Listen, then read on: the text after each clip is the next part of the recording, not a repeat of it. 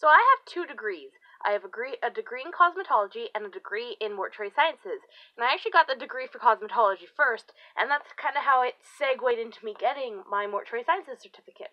So I started doing cosmetology because I got an offer to skip the last year of high school and go straight into a trade. It gave me actually over 40 credits more than I needed, and I got to miss high school for a year, which who wouldn't take that?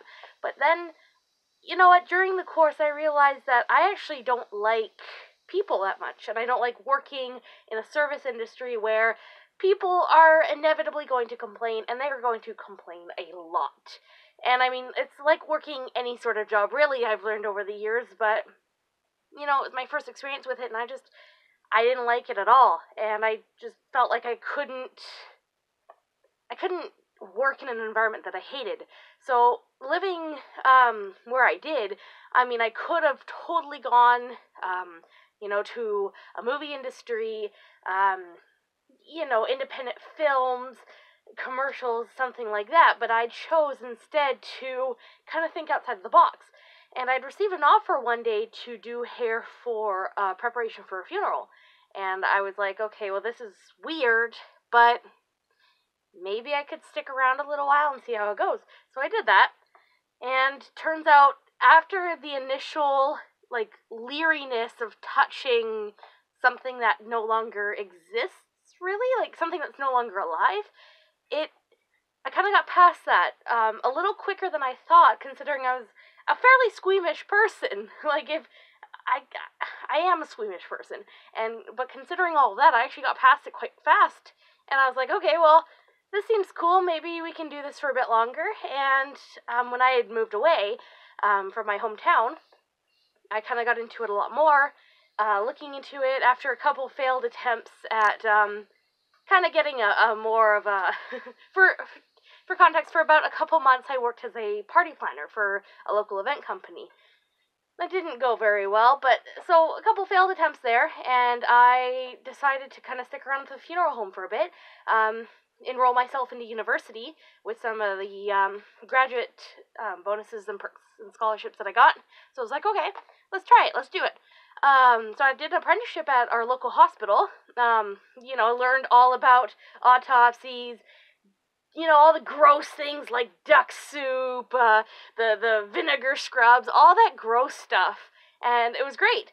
And it kind of helped me get more comfortable with, touching and dealing with things. And it actually, it's quite good. I have a lot of kind of crazy horror stories about the hospital, just wild things. For instance, because the apprenticeship wasn't just in a morgue or doing autopsies or anything like that. It was a lot of just hand-on communication with other people.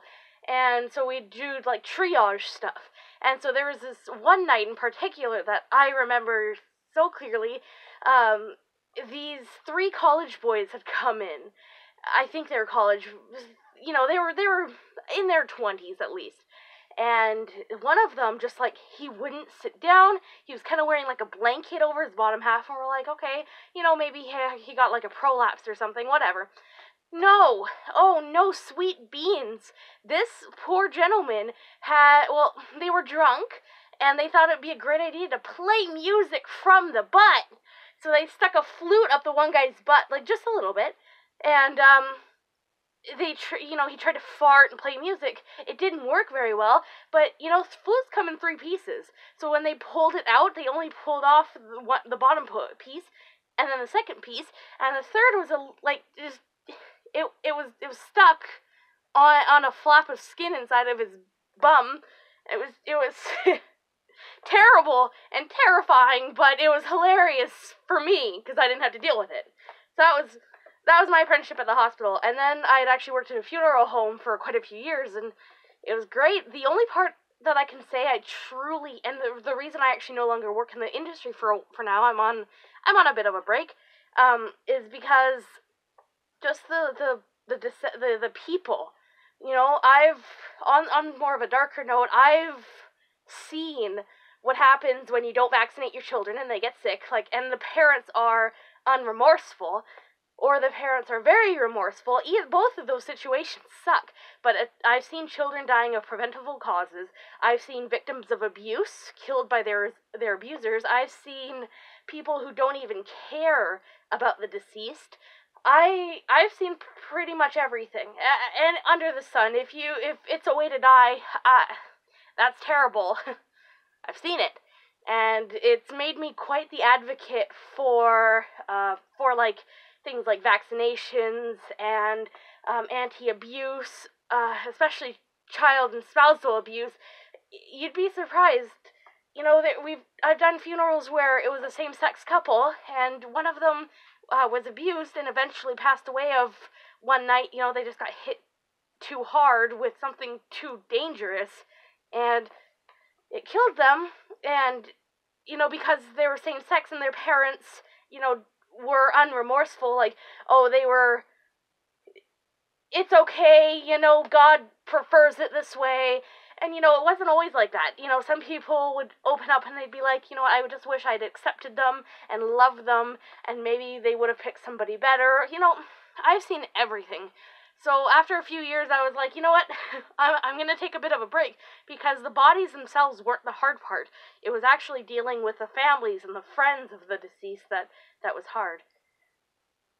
So that's kind of, it was a great job. And I'm absolutely planning on going back. I'm just kind of, on a break, gonna figure myself out first, get your bearings, because you can't do that thing for so long.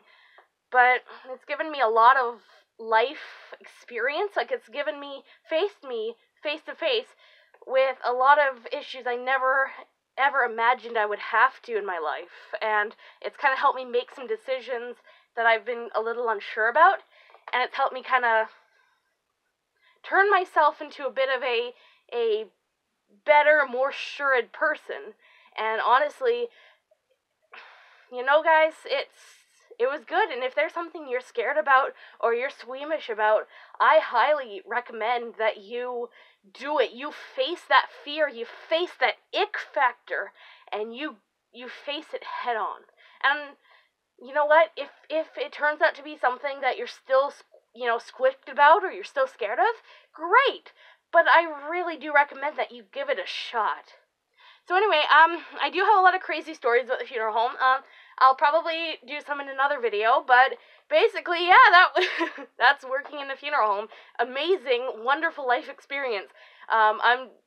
You just can't do it for more than, say, 5 years at a time, or else you will go crazy. I guarantee it.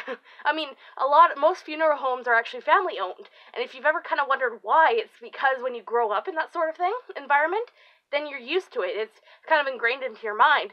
But there's not a whole lot of chains, at least not in Canada, because it's hard to find workers that are willing to go for the long haul.